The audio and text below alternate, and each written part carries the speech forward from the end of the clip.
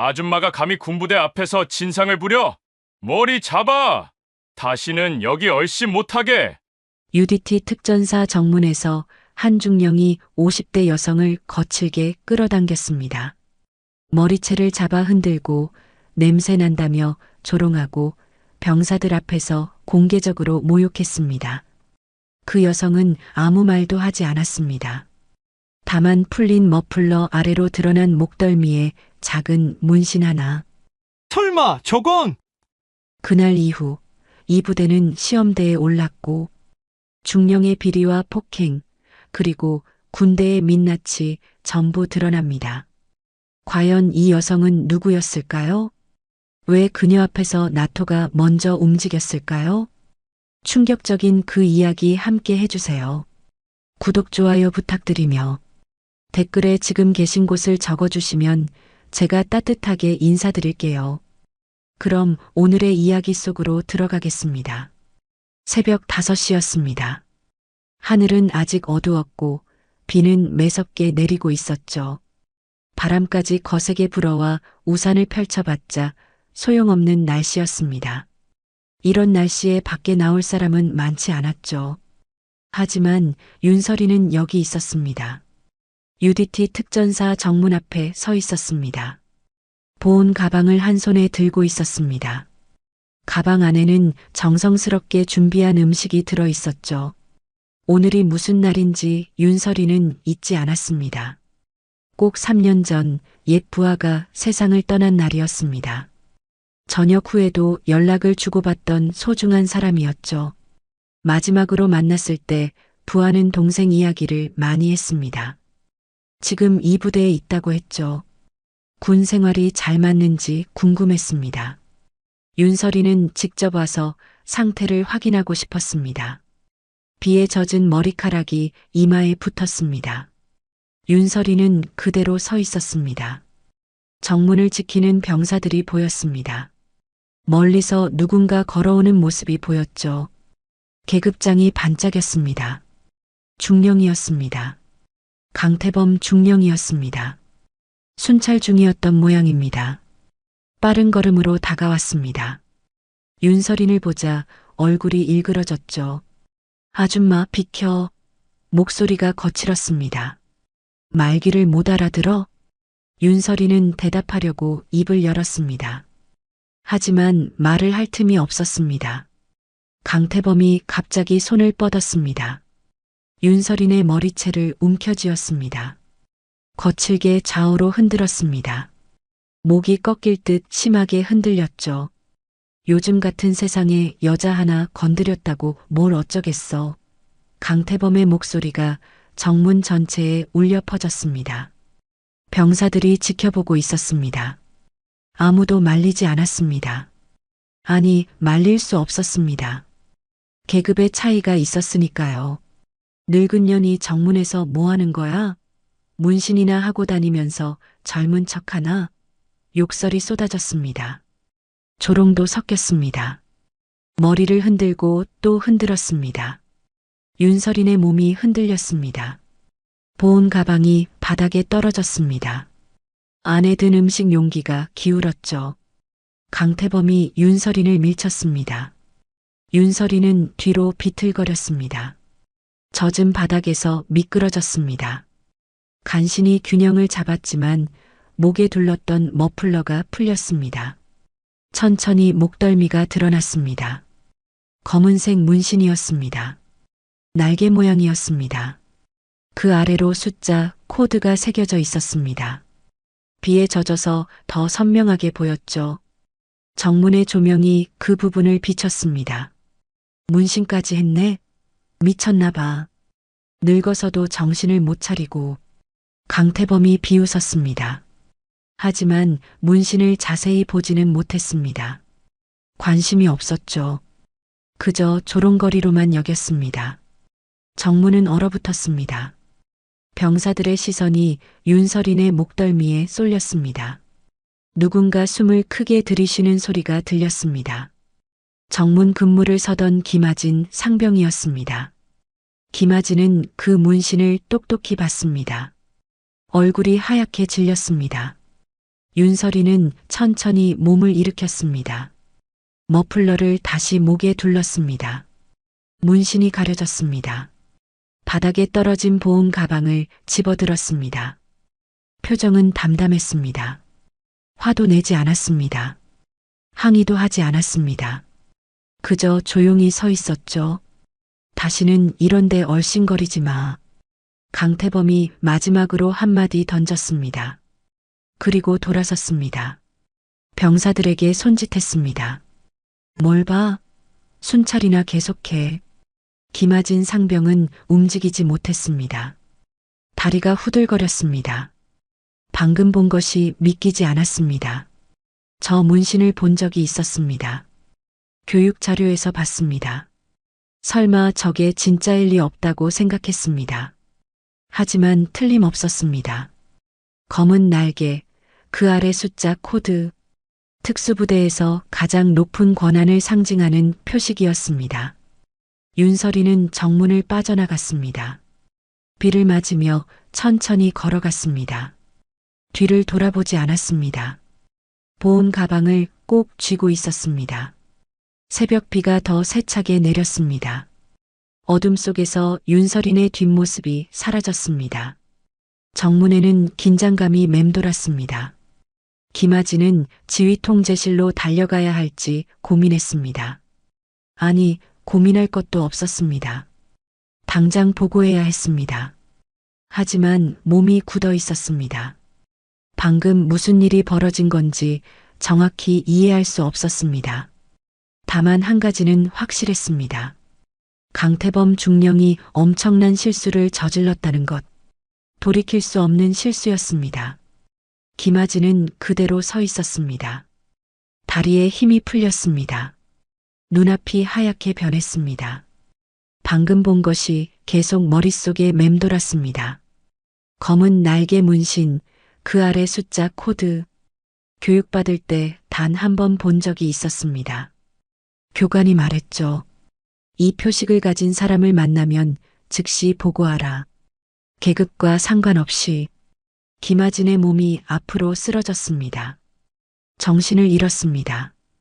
옆에 있던 병사가 깜짝 놀라 달려왔습니다. 아진아, 정신 차려. 흔들어도 깨어나지 않았습니다. 병사는 급히 지휘통제실에 연락했습니다. 지휘통제실은 긴장감으로 가득 찼습니다. 당직 장교가 정문 감시 카메라 영상을 되돌렸습니다. 화면을 천천히 확대했습니다. 윤설인의 목덜미 부분이 크게 나타났습니다. 문신이 선명하게 보였습니다. 실내가 조용해졌습니다. 아무도 말하지 않았습니다. 당직 장교의 손이 떨렸습니다. 마우스를 놓을 뻔했죠. 옆에 있던 부관이 화면을 뚫어지게 쳐다봤습니다. 이건 말을 잇지 못했습니다. 지금 당장 부대장님께 보고드려야 합니다. 당직 장교가 말했습니다. 목소리가 떨렸습니다. 전화를 들었습니다. 하지만 누구에게 먼저 알려야 할지 혼란스러웠습니다. 이 상황은 단순한 민원이 아니었습니다. 국제적인 문제였습니다. 저 문신이 정말 맞습니까? 부관이 물었습니다. 확신이 서지 않았습니다. 믿고 싶지 않았죠. 데이터베이스를 확인해 보십시오. 당직 장교가 컴퓨터를 조작했습니다. 특수 인증 시스템에 접속했습니다. 최고 권한 보유자 목록이 떴습니다. 사진과 정보가 나타났습니다. 윤설인의 얼굴이 화면에 떠올랐습니다. 대한민국 최초 여성 삼성 장군 출신이었습니다. 현역 시절 특수전 사령부를 이끌었습니다. 전설적인 작전들을 성공시켰죠. 전역 후에는 북대서양 조약기구 특별고문으로 활동 중이었습니다. 퇴역했지만 신분은 현역보다 높았습니다. 국제 군사 협력 분야에서 최고 권한을 가진 인물이었습니다. 끝났습니다. 부관이 중얼거렸습니다. 강태범 중령은 끝났어요. 당직 장교는 즉시 상급 부대에 보고했습니다. 보고를 받은 지휘관은 숨이 막혔습니다. 지금 뭐라고 했나? 다시 물었습니다. 믿을 수 없었습니다. 영상을 즉시 보내. 영상이 전송됐습니다. 상급 부대 지휘관은 화면을 보고 얼굴이 창백해졌습니다. 머리채를 잡아 흔드는 장면, 욕설을 퍼붓는 장면, 밀쳐내는 장면. 모든 것이 그대로 녹화되어 있었습니다. 그리고 풀린 머플러 사이로 드러난 문신. 당장 강태범을 확보하라. 명령이 떨어졌습니다. 움직이지 못하게 해. 어디든 도망가지 못하게 해. 강태범은 아직 아무것도 몰랐습니다. 순찰을 마치고 막사로 돌아가는 길이었습니다. 비를 피하며 걷고 있었습니다. 오늘도 무사히 넘어갔다고 생각했습니다. 여자 하나 쫓아낸 것뿐이라고 여겼습니다. 별일 아니라고 판단했죠. 하지만 판은 이미 끝나 있었습니다. 강태범이 건드린 사람은 단순한 민간인이 아니었습니다. 국제법상 보호받아야 할 고위 인사였습니다. 군법상으로도 절대 건드려서는 안 될 존재였습니다. 동맹 규정까지 위반한 폭행범이 된 것이었습니다. 지휘통제실에서는 긴급회의가 소집됐습니다. 부대 주요 간부들이 모였습니다. 영상이 반복 재생됐습니다. 모두가 충격에 빠졌습니다. 어떻게 이런 일이? 누군가 말했습니다. 대답하는 사람은 없었습니다. 국방부에도 보고가 들어갔습니다. 당직 장교가 말했습니다. 북대서양 조약기구 본부에도 통보될 겁니다. 방 안의 공기가 무거워졌습니다. 이 사건은 한 개인의 문제가 아니었습니다. 부대 전체, 나아가 국가의 신뢰가 걸린 문제였습니다. 윤설인의 문신은 단순한 장식이 아니었습니다. 전시나 비상 상황에서 계급을 초월해 특수부대를 지휘할 수 있는 권한을 상징했습니다. 국가가 인정한 최고 수준의 전문가라는 증명이었습니다. 그런 사람을 정문에서 폭행했습니다. 머리채를 잡아 흔들었습니다. 욕설을 퍼부었습니다. 강태범 중령의 위치를 확인하십시오. 부대장이 지시했습니다. 즉시 격리 조치합니다. 명령이 전파됐습니다. 병사들이 움직였습니다. 강태범을 찾아 나섰습니다. 김아진은 의무실에서 깨어났습니다. 군의관이 물었습니다. 괜찮은가? 김아진은 고개를 끄덕였습니다. 하지만 괜찮지 않았습니다. 아직도 손이 떨렸습니다. 방금 본 장면이 생생했습니다. 윤설인의 담담한 표정, 강태범의 거친 폭력, 그리고 드러난 문신. 상병, 자네가 본 것을 정확히 보고해야 하네. 군의관이 말했습니다. 김아진은 천천히 입을 열었습니다. 문신을 봤습니다. 검은 날개였습니다. 숫자 코드도 있었습니다. 목소리가 떨렸습니다. 교육 자료에서 본 그 표식이었습니다. 밖에서 발소리가 들렸습니다. 급한 발걸음이었습니다. 누군가 달려오고 있었습니다. 문이 열렸습니다. 당직 장교가 들어왔습니다. 상병, 정확히 기억하나? 문신의 모양을? 김아진은 고개를 끄덕였습니다. 잊을 수 없습니다. 핵심 반전은 여기서 끝났습니다. 윤설인의 정체가 드러났습니다. 강태범의 범죄가 확정됐습니다. 이제 남은 것은 결과뿐이었습니다. 새벽 6시가 지났습니다. 비는 여전히 내리고 있었습니다. UDT 특전사 부대는 긴장감에 휩싸였습니다. 모든 간부가 소집됐습니다. 긴급 상황이었습니다. 강태범 중령은 이미 격리됐습니다. 따로 분리된 공간에 있었죠. 부대장실에서 회의가 진행 중이었습니다. 부대장은 책상 앞에 서 있었습니다. 얼굴이 굳어 있었습니다. 상황을 정리하겠습니다. 목소리가 무겁게 가라앉았습니다. 우리 부대 중령이 북대서양 조약기구 특별고문을 폭행했습니다. 회의실이 조용해졌습니다. 누구도 말하지 않았습니다. 현실이 믿기지 않았습니다. 부대장이 계속 말했습니다. 국방부에서 조사팀이 내려옵니다. 북대서양조약기구 본부에도 통보됐습니다. 바로 그때였습니다. 정문에서 연락이 왔습니다. 윤설인 고문님이 다시 오셨습니다. 회의실이 술렁였습니다. 다시 온다는 것은 예상하지 못했습니다. 부대장이 즉시 일어났습니다. 내가 직접 나가겠습니다. 부대장과 주요 간부들이 정문으로 향했습니다. 서둘러 걸었습니다. 긴장감이 감돌았습니다. 정문에 도착하자 윤설인이 서 있었습니다. 비에 젖은 모습이었지만 자세는 흔들림이 없었습니다. 부대장이 경례를 올렸습니다. 고문님 송구합니다. 목소리가 떨렸습니다. 변명의 여지가 없습니다. 윤설이는 고개를 끄덕였습니다. 표정은 여전히 담담했습니다. 들어가서 이야기하시죠. 윤설인이 말했습니다. 부대장이 앞장섰습니다. 일행은 부대 안으로 들어갔습니다. 회의실로 향했습니다. 병사들이 지켜봤습니다. 모두 숨죽이고 있었습니다. 회의실 문이 닫혔습니다. 윤설이는 자리에 앉지 않았습니다. 서서 말했습니다. 먼저 말씀드리겠습니다. 목소리가 차분했습니다.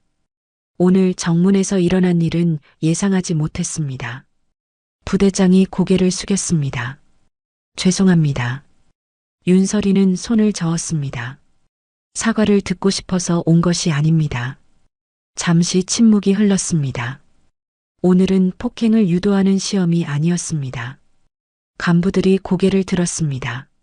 무슨 말인지 이해하지 못했습니다. 윤설인이 계속 말했습니다. 제가 이곳에 온 진짜 목적은 따로 있었습니다. 윤설이는 가방에서 서류를 꺼냈습니다. 테이블 위에 놓았습니다. UDT 특전사 존속 최종 평가입니다. 서류 표지에 북대서양 조약기구와 국방부 로고가 나란히 찍혀 있었습니다. 이번 방문은 공동 검증 작업의 일환이었습니다. 부대장의 얼굴이 하얗게 질렸습니다. 옆에 있던 참모장도 마찬가지였습니다. 부대 전체가 시험 대상이었습니다. 윤설인의 말이 이어졌습니다. 정문 대응, 민원 처리, 위기 관리 능력, 모든 것을 평가하려고 했습니다. 정문에서 일어난 사건은 부대장이 말을 더듬었습니다. 윤설인이 고개를 끄덕였습니다. 결과였을 뿐입니다. 의도한 것이 아니었습니다.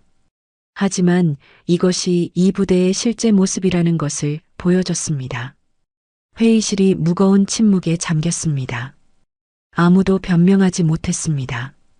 변명할 여지가 없었습니다. 윤설이는 서류를 펼쳤습니다. 원래 계획은 이랬습니다. 민간인으로 가장해서 부대 정문에 갑니다.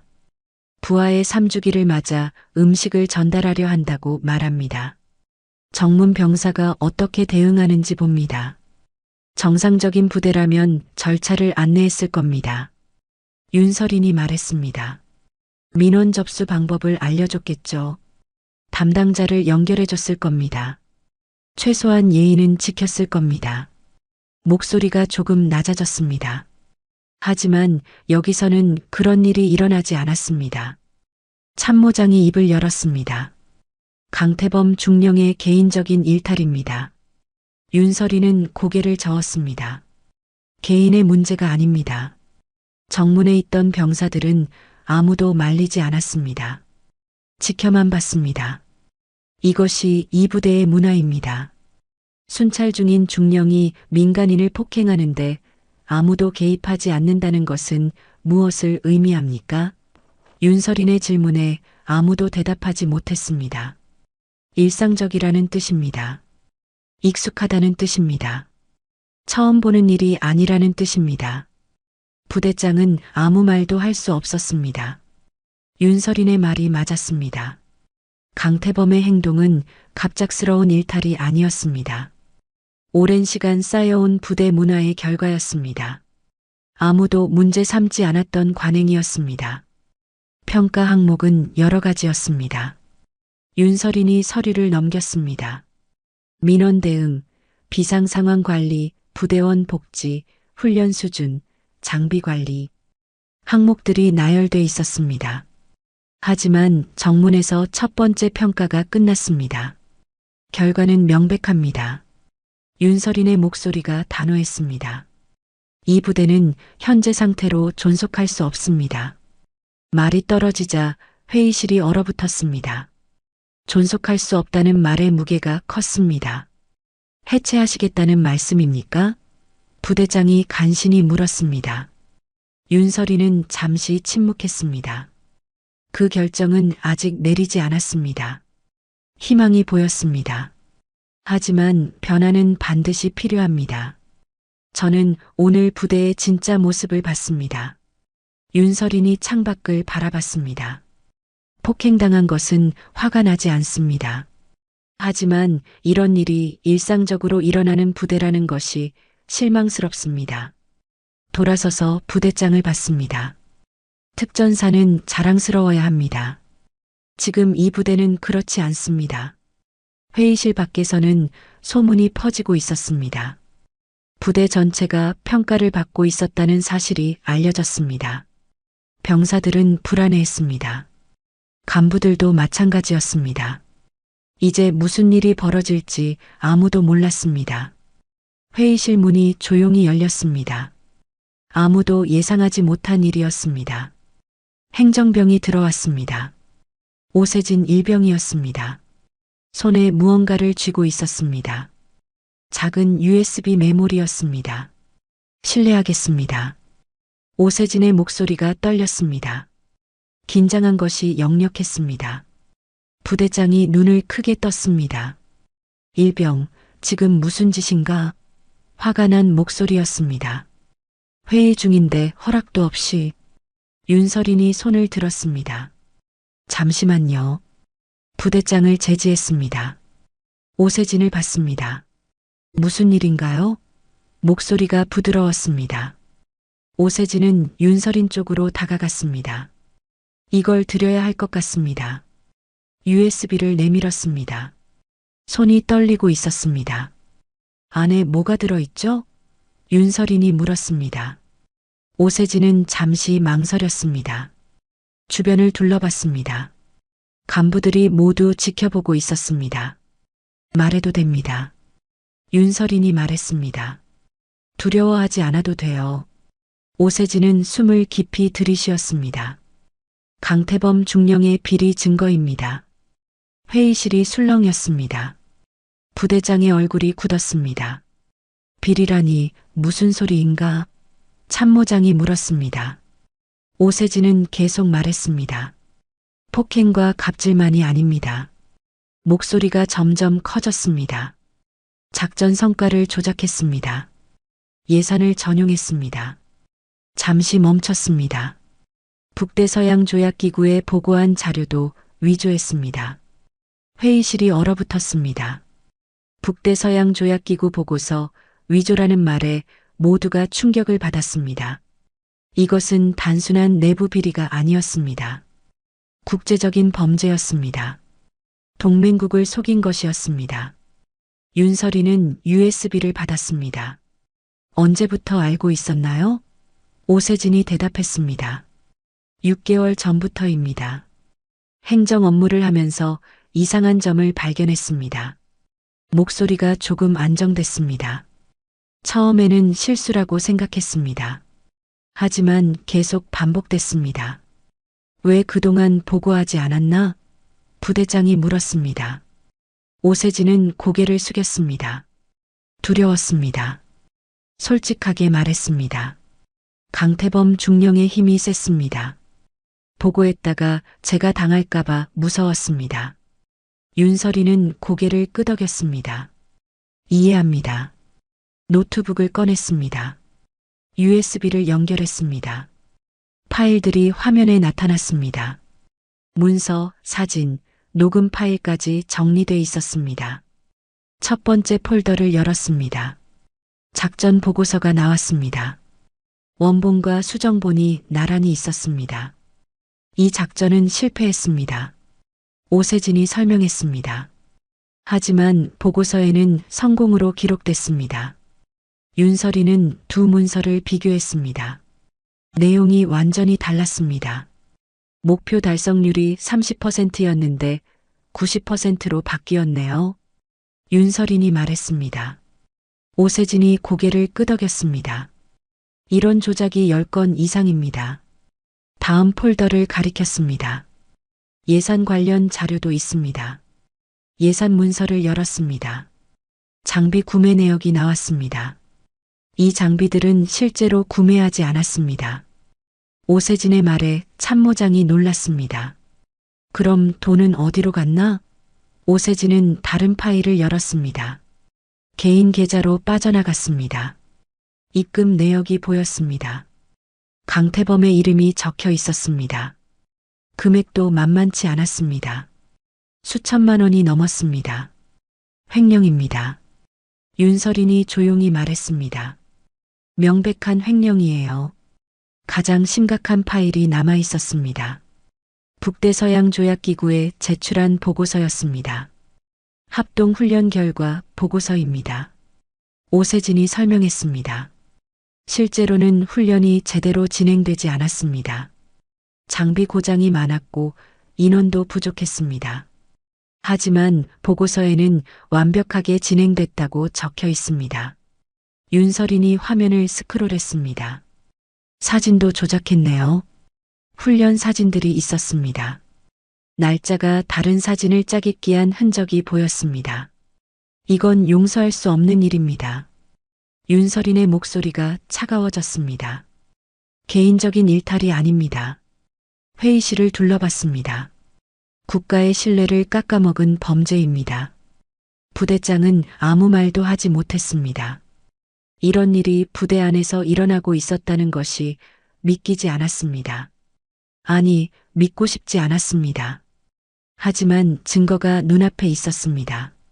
부인할 수 없었습니다. 오세진 일병, 윤설인이 불렀습니다. 용기 있는 행동이었습니다. 오세진은 고개를 들었습니다. 이 자료는 공식 조사에 사용될 겁니다. 증인으로 보호받을 거예요. 안도의 표정이 스쳤습니다. 윤설이는 노트북을 닫았습니다. 강태범의 비리는 빙산의 일각입니다. 부대장을 똑바로 봤습니다. 한 사람이 이 정도 일을 혼자 할 수는 없습니다. 공모자가 있을 겁니다. 참모장이 움찔했습니다. 윤설인이 알아챘습니다. 참모장님, 불렀습니다. 혹시 아는 게 있습니까? 참모장은 침묵했습니다. 대답하지 않았습니다. 침묵 자체가 대답이었습니다. 전면 조사가 필요합니다. 윤설인이 선언했습니다.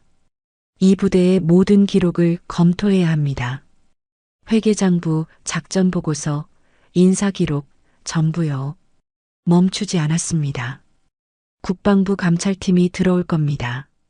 북대서양조약기구에서도 조사관을 파견할 거예요. 부대장은 무너져 내렸습니다. 정신적으로 무너졌습니다. 부대가 이 지경이 된 것은 결국 지휘관의 책임이었습니다. 관리 소홀이었습니다. 아니, 방조였을지도 몰랐습니다. 이 부대는 썩어 있었습니다. 윤설인의 말이 회의실에 울렸습니다. 겉으로는 멀쩡해 보였지만 속은 망가져 있었어요. 창밖을 봤습니다. 비가 그쳤습니다. 이제 다시 세워야 합니다.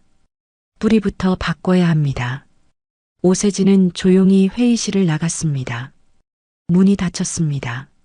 남은 사람들은 말이 없었습니다. 현실을 받아들이기 힘들었습니다. 하지만 받아들여야 했습니다.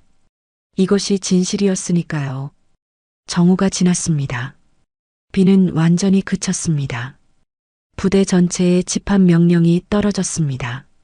모든 병사와 간부가 운동장에 모였습니다. 긴급 집합이었습니다. 무슨 일인지 아는 사람은 없었습니다. 다만 분위기가 심상치 않다는 것은 모두 느꼈습니다.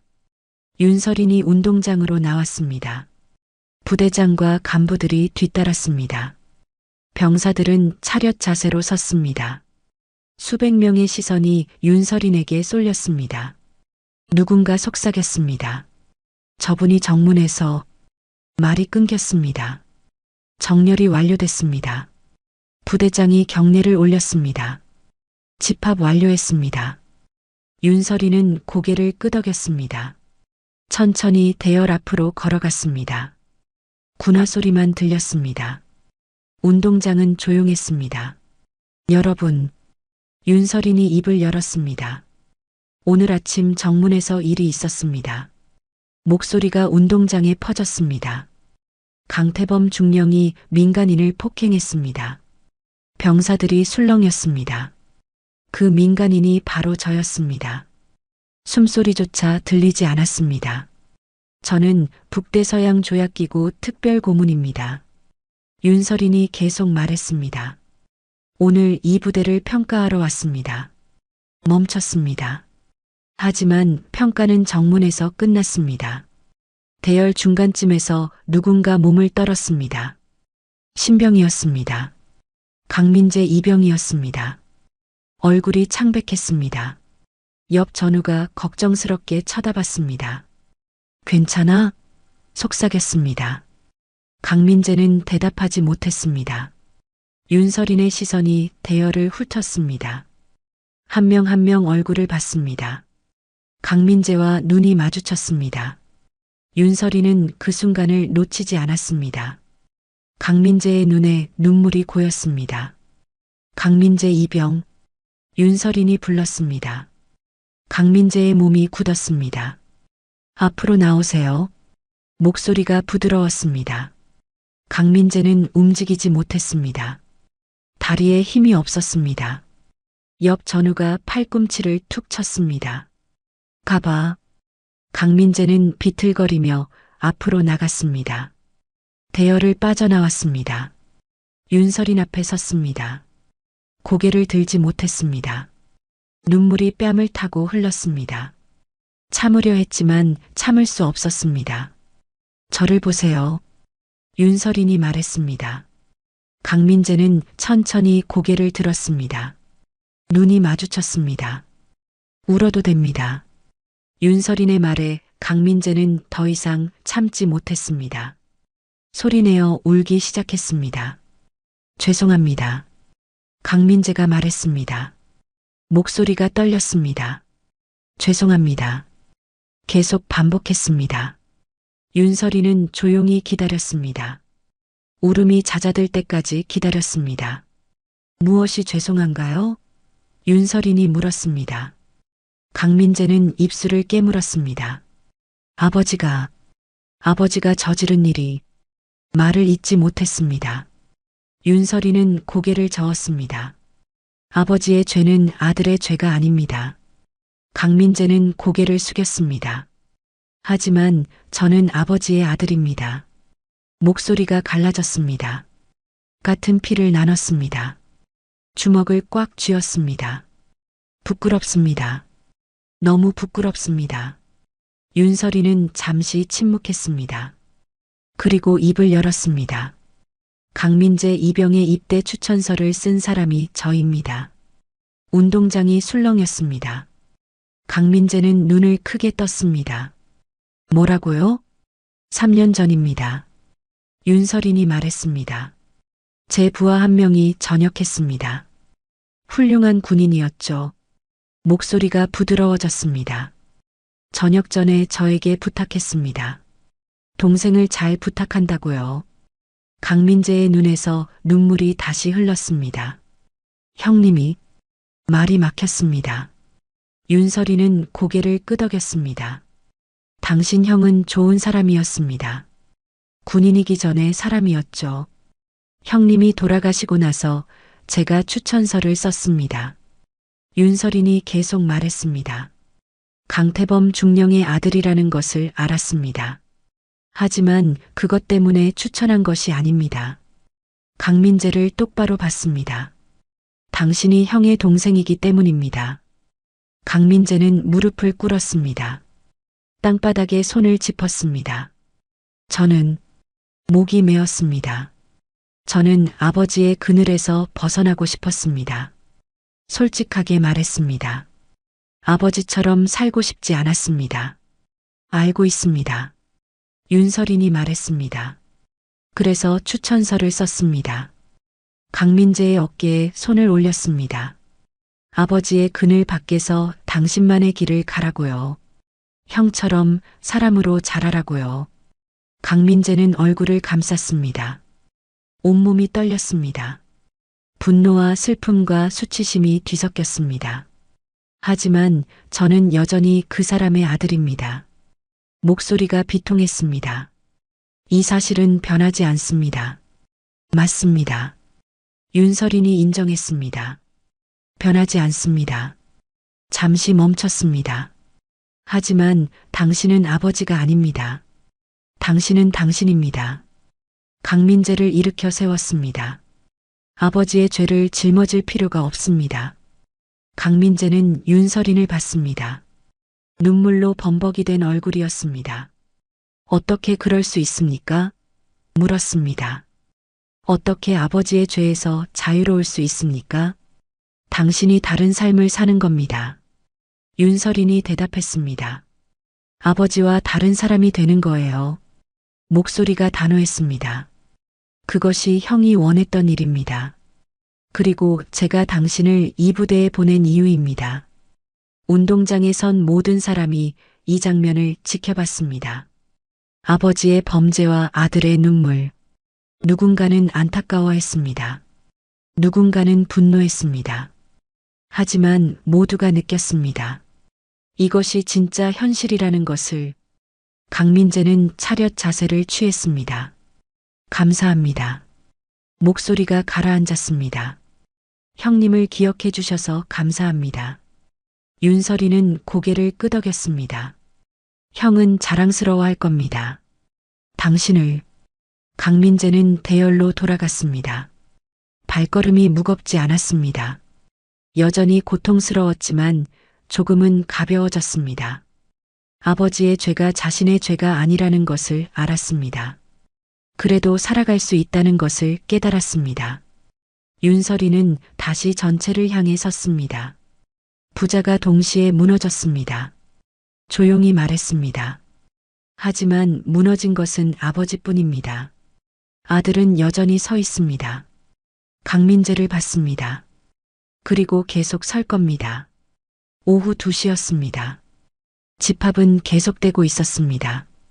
윤설인이 막 말을 마쳤을 때였습니다. 멀리서 소리가 들렸습니다. 둔탁하고 규칙적인 소리였습니다. 헬기 소리였습니다. 모두가 하늘을 올려다봤습니다. 헬기가 접근하고 있었습니다. 군용 헬기였습니다. 부대 상공을 선회했습니다. 착륙 지점을 찾고 있었습니다. 운동장 한쪽으로 내려왔습니다. 부대장이 당황했습니다.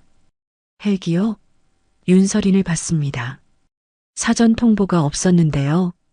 윤설이는 고개를 저었습니다. 제가 부른 것이 아닙니다.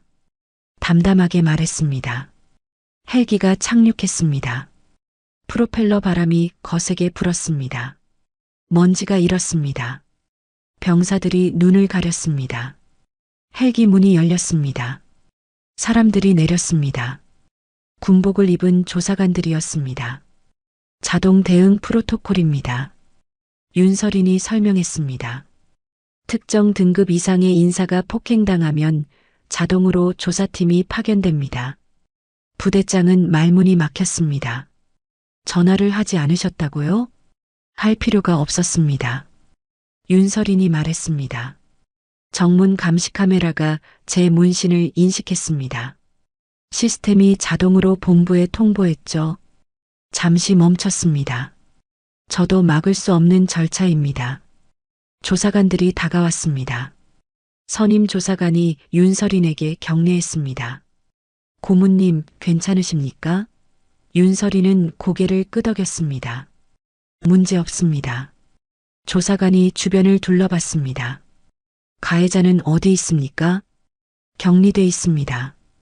부대장이 대답했습니다. 강태범 중령입니다. 조사관의 얼굴이 굳었습니다. 중령이 고문을 폭행했다고요? 믿기지 않는다는 표정이었습니다. 네, 맞습니다. 지금 데려오십시오. 조사관이 지시했습니다. 즉시요. 부대 헌병들이 움직였습니다. 강태범을 데리러 갔습니다. 운동장에는 긴장감이 흘렀습니다. 모두가 기다렸습니다. 잠시 후 강태범이 나타났습니다. 헌병들 사이에 끼어 걸어왔습니다. 계급장은 이미 떼어진 상태였습니다. 하지만 표정은 여전히 거만했습니다. 반성하는 기색이 없었습니다. 강태범은 윤서린을 봤습니다. 비웃는 표정을 지었습니다. 결국 이렇게까지 하시는군요. 목소리에 조롱이 섞였습니다. 여자라서 참지 못하는 겁니까? 주변 사람들이 숨을 죽였습니다. 아직도 모르시는군요. 윤서린이 조용히 말했습니다. 강태범은 코웃음 쳤습니다. 뭘 모른다는 겁니까? 어깨를 으쓱했습니다.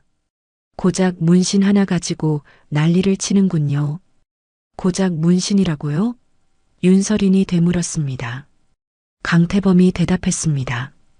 늙어서 멋부린다고 한 거 아닙니까? 비아냥거렸습니다. 요즘 유행이던데 문신하는 거. 조사관이 참지 못하고 나섰습니다. 입 닥치시오. 하지만 강태범은 멈추지 않았습니다. 왜요? 사실을 말하는 건데. 윤서린을 가리켰습니다. 저 사람이 뭐라고 이렇게까지 합니까? 바로 그때였습니다. 운동장 한쪽에 설치된 대형 스크린이 켜졌습니다. 아무도 예상하지 못한 일이었습니다.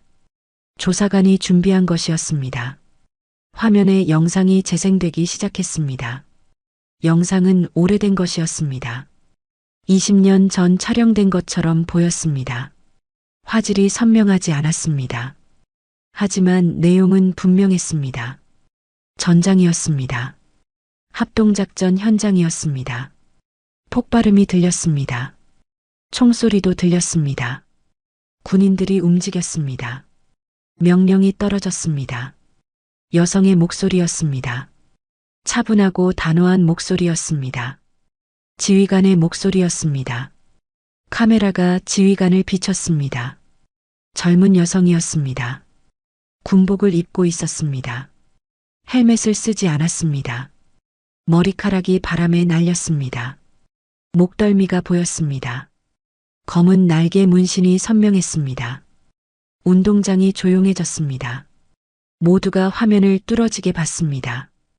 영상 속 여성이 명령을 내렸습니다. 3소대 좌측 엄호, 1소대 전진. 목소리가 날카로웠습니다. 군인들이 즉시 움직였습니다. 작전이 진행됐습니다. 적의 거점이 함락됐습니다. 아군 피해는 최소였습니다. 완벽한 작전이었습니다. 카메라가 다시 지휘관을 비췄습니다. 땀으로 범벅이 된 얼굴이었습니다. 하지만 눈빛은 흔들리지 않았습니다. 영상이 끝났습니다. 화면이 꺼졌습니다. 운동장은 여전히 조용했습니다. 강태범의 얼굴이 하얗게 질렸습니다. 방금 본 것이 믿기지 않았습니다. 영상 속 여성과 지금 눈앞에 선 윤서린이 같은 사람이었습니다. 20년 전 합동작전입니다. 조사관이 설명했습니다. 당시 소령이었던 윤서린 고문이 지휘했습니다. 잠시 멈췄습니다. 이 작전으로 대통령 표창을 받으셨죠? 강태범은 말을 잃었습니다. 입이 바짝 말랐습니다. 다리에 힘이 풀렸습니다. 조금 전까지의 거만함은 사라졌습니다. 현실을 깨달았습니다. 자신이 누구를 건드렸는지 이제야 알았습니다. 이제 아시겠습니까? 윤서린이 물었습니다. 제 문신이 무엇을 의미하는지. 강태범은 대답하지 못했습니다. 고개를 숙였습니다. 변명의 여지가 없었습니다. 말은 끝났습니다. 윤서린이 선언했습니다. 조사관에게 고개를 끄덕였습니다. 데려가십시오. 조사관들이 강태범에게 다가갔습니다. 수갑을 채웠습니다. 강태범은 저항하지 않았습니다. 저항할 힘도 없었습니다. 헌병들이 강태범을 끌고 갔습니다. 헬기 쪽으로 향했습니다. 강태범의 뒷모습이 점점 작아졌습니다. 운동장에 선 병사들이 지켜봤습니다.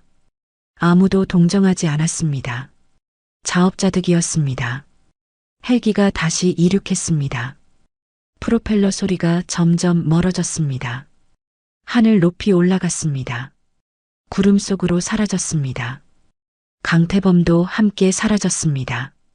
다시는 이 부대로 돌아오지 못할 것이었습니다. 윤설이는 운동장에 남았습니다. 병사들을 바라봤습니다. 여러분, 다시 입을 열었습니다. 오늘 본 것을 잊지 마십시오. 목소리가 울렸습니다. 권력은 언제든 무너질 수 있습니다. 하지만 사람은 달라야 합니다. 오후 3시가 넘었습니다. 헬기가 떠난 후 운동장은 여전히 정적에 쌓여 있었습니다. 윤설이는 병사들을 바라봤습니다. 수백 쌍의 눈이 윤설이를 응시했습니다. 기다리고 있었습니다. 이제 무슨 일이 벌어질지 궁금했습니다. 윤설인이 입을 열었습니다. UDT 특전사의 운명을 결정하겠습니다. 목소리가 단호했습니다. 병사들의 숨소리가 거칠어졌습니다. 긴장감이 운동장을 감쌌습니다. 이 부대는 강등됩니다. 부대장의 얼굴이 굳었습니다. 간부들도 마찬가지였습니다. 강등이라는 말의 무게가 컸습니다. 하지만 윤설이는 멈추지 않았습니다. 재편합니다. 잠시 멈췄습니다. 하지만 해체하지는 않습니다. 운동장에 안도의 한숨이 흘렀습니다. 해체가 아니라는 말에 희망이 보였습니다. 윤설인이 계속 말했습니다. 이 부대는 살아남을 겁니다. 하지만 지금과는 완전히 달라져야 합니다. 먼저 사람부터 바뀝니다. 윤설인이 선언했습니다. 부대장은 경질됩니다. 새로운 지휘부가 들어올 겁니다. 부대장은 고개를 숙였습니다. 예상했던 일이었습니다. 받아들일 수밖에 없었습니다. 참모장도 교체됩니다. 윤설인의 말이 이어졌습니다. 비리에 연루된 간부들은 모두 조사를 받을 겁니다. 참모장의 얼굴이 창백해졌습니다. 발견되는 대로 처벌하겠습니다. 예외는 없습니다. 하지만 병사들은 지킵니다. 윤설인의 목소리가 부드러워졌습니다. 여러분은 잘못이 없습니다. 잘못된 지휘를 받았을 뿐입니다. 병사들을 바라봤습니다. 여러분에게는 새로운 기회를 주겠습니다. 윤설이는 조사관에게 손짓했습니다. 서류 뭉치를 건네받았습니다. 즉시 조치 사항입니다. 한 장씩 넘기며 읽기 시작했습니다. 첫째, 난방시설을 즉시 복구합니다. 병사들이 술렁였습니다. 난방은 한 달째 고장난 상태였습니다. 추운 겨울을 견뎌야 했습니다. 이제야 고쳐진다는 사실에 안도했습니다. 오늘 밤부터 따뜻하게 지낼 수 있을 겁니다. 둘째, 해진 담요를 모두 교체합니다. 윤설인이 계속 읽었습니다. 두툼한 무릎 담요를 지급합니다. 1인당 2장씩입니다. 병사들의 눈이 반짝였습니다. 오래된 담요 때문에 밤마다 추웠습니다. 새 담요라니 믿기지 않았습니다. 셋째, 취침 시간 이후 컵라면 금지를 해제합니다. 이 말에 여기저기서 작은 함성이 터졌습니다. 대신 따뜻한 물을 안전하게 쓸 수 있도록 자동 차단 전기 포트를 각 생활관에 비치합니다. 병사들이 서로를 봤습니다. 믿을 수 없다는 표정이었습니다. 밤마다 몰래 라면을 끓여 먹다가 적발되곤 했습니다. 이제는 당당하게 먹을 수 있게 됐습니다. 그것도 안전한 장비로. 넷째, 혹한 순찰을 위한 방한 장갑을 지급합니다. 윤설인이 말했습니다. 압박 기능이 있는 특수 장갑입니다. 손가락 감각을 잃지 않으면서도 따뜻하게 보호할 수 있습니다. 정문 근무를 서는 병사들이 특히 반가워했습니다. 다섯째, 식사지를 개선합니다. 윤설인의 목소리가 계속됐습니다. 급식비를 인상합니다. 영양사를 새로 배치합니다. 병사들이 제대로 된 식사를 할 수 있도록 하겠습니다. 서류를 덮었습니다. 이 모든 조치는 오늘부터 시작됩니다. 윤설인이 강조했습니다. 내일부터가 아닙니다. 오늘부터입니다. 병사들의 얼굴에 희망이 피어올랐습니다. 군인은 강해야 합니다. 윤설인이 말했습니다. 하지만 먼저 사람이어야 합니다. 운동장을 천천히 걸으며 말을 이었습니다. 추위에 떨고 배고픔을 참으면서 어떻게 제대로 된 훈련을 하겠습니까? 부대가 병사를 돌보지 않으면 병사도 부대를 지킬 수 없습니다. 윤설인의 말이 울렸습니다. 여러분은 이 나라를 지키는 사람들입니다. 그런 사람들이 기본적인 것조차 보장받지 못한다는 것은 수치입니다. 부대장은 아무 말도 하지 못했습니다. 부끄러웠습니다. 병사들의 처우를 개선할 생각을 하지 못했습니다. 예산이 부족하다는 핑계만 댔습니다. 실상은 관심이 없었습니다. 강태범은 계급이 박탈됐습니다. 윤설인이 발표했습니다. 현행범으로 구속됐습니다. 군사재판에 회부될 겁니다. 잠시 숨을 고르고 말을 이었습니다. 북대서양조약기구에서도 별도 조사를 진행합니다.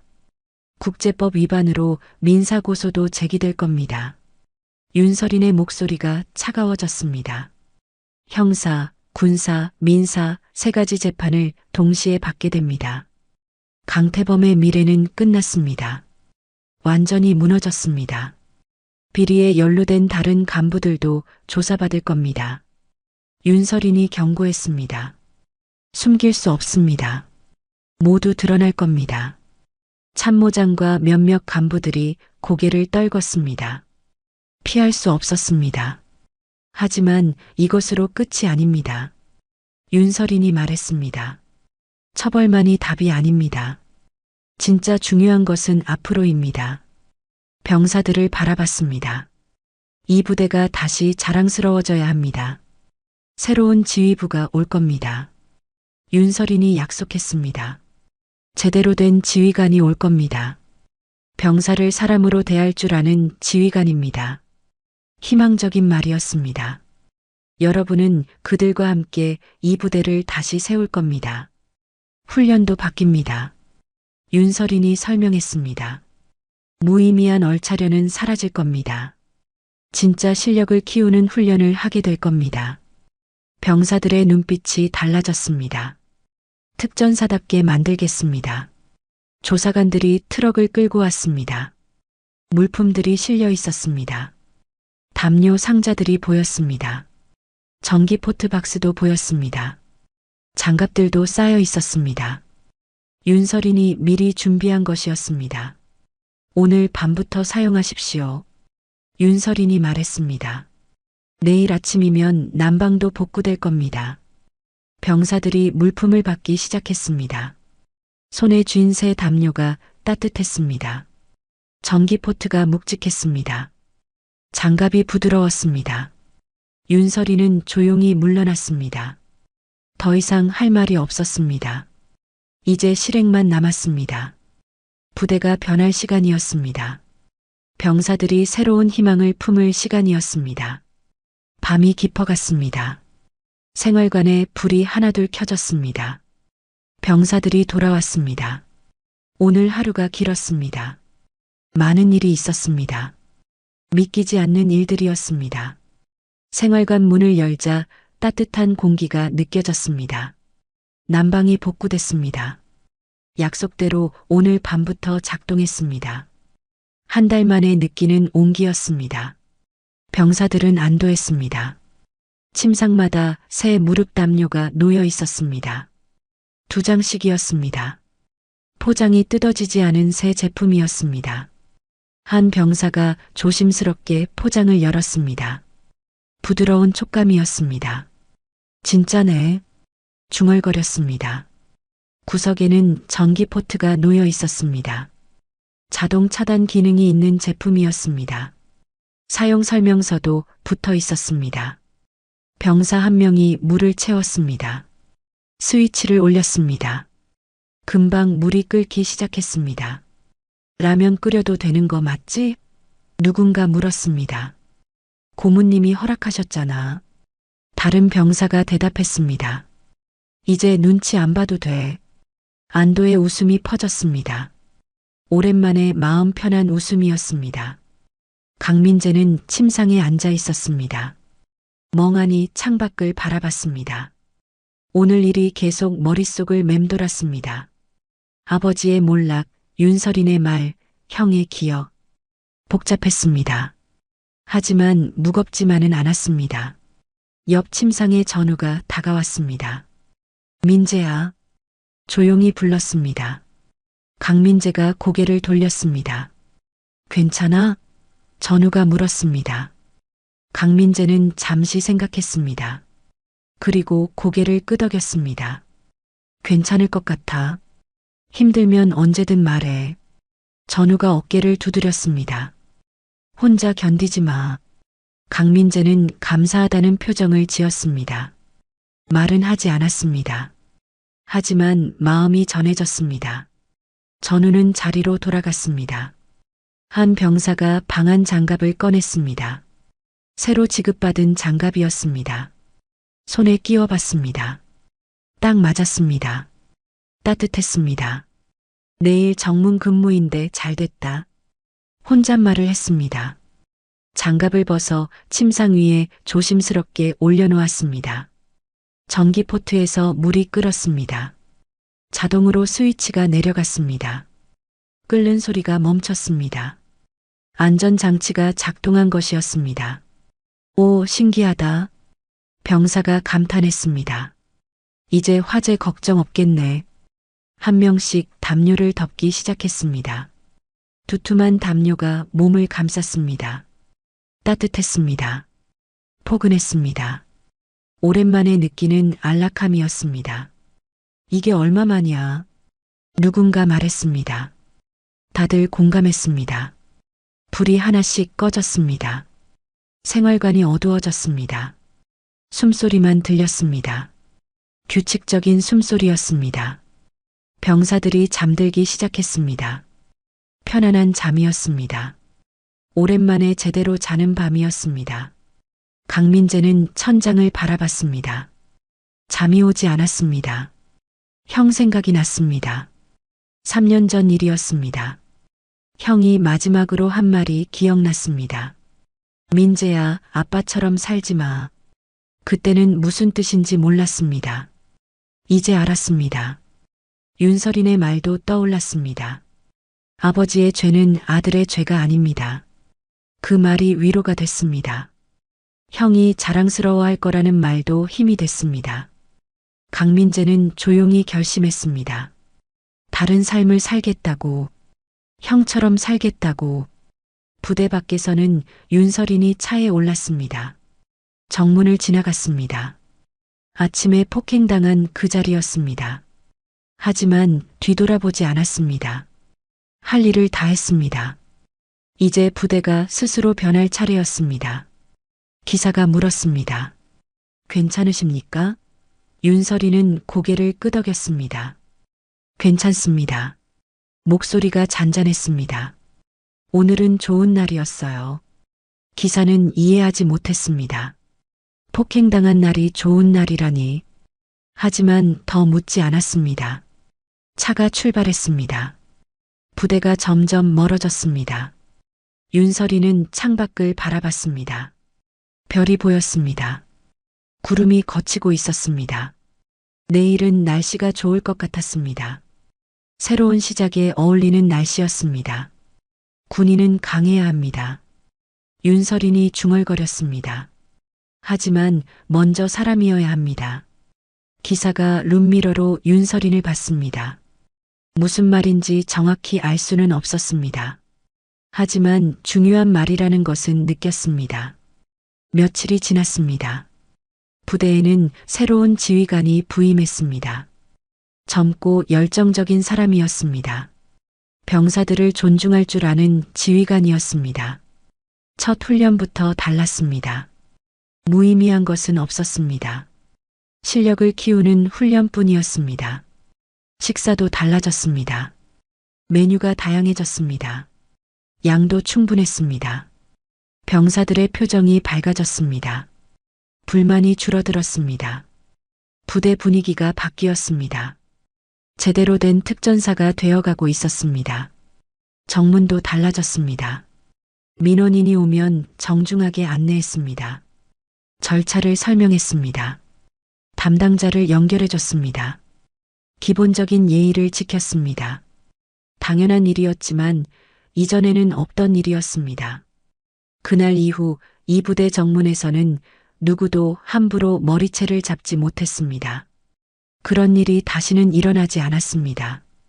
강태범의 사건은 전설이 됐습니다. 경고의 전설이었습니다. 누구도 반복하고 싶지 않은 전설이었습니다. 윤설이는 다시 오지 않았습니다.